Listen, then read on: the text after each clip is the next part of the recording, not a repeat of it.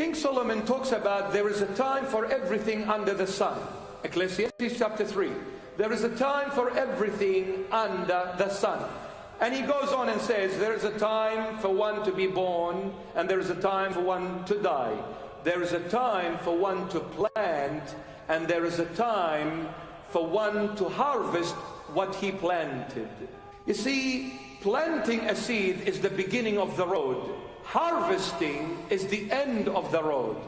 What King Solomon is trying to teach us here and tell us, that the beginning of the road, you are free in whatever you choose to plant.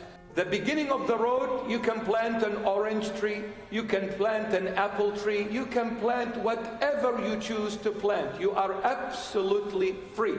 However, there will come a time, just like there was a time for you to plant a seed, there will come a time 100% that you will harvest, but not what you choose to harvest. You will harvest what you chose to plant in the beginning. If you want to harvest love, you must plant the seed of love. You cannot plant an orange tree and expect an apple at the end. It's just impossible. Logically impossible. So whatever you plant, that's what you're going to harvest. So do you want to harvest love? Do you want Jesus to be your portion? You better plant love. When you're planting love, that seed does not come a fruitful tree overnight. It takes years. It takes a long time for that seed to become a fruitful tree. Therefore, we need to be patient with what we plant in the beginning of the road. When you're showing love, the fruit of that love, you will harvest it at the end, my beloved, where Jesus is going to say, "Blessed are you, my loyal servant and son.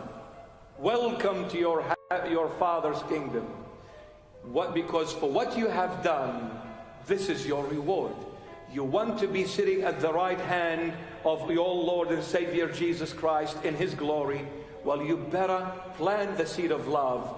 And whatever people do back to you, don't be disheartened. Don't lose hope, because that seed, 100%, a time will come, it will bear fruit, and you will harvest the fruit of love, because Jesus Christ is God revealed in the flesh. He will make sure the seed you planted will be 100% fruitful at the end.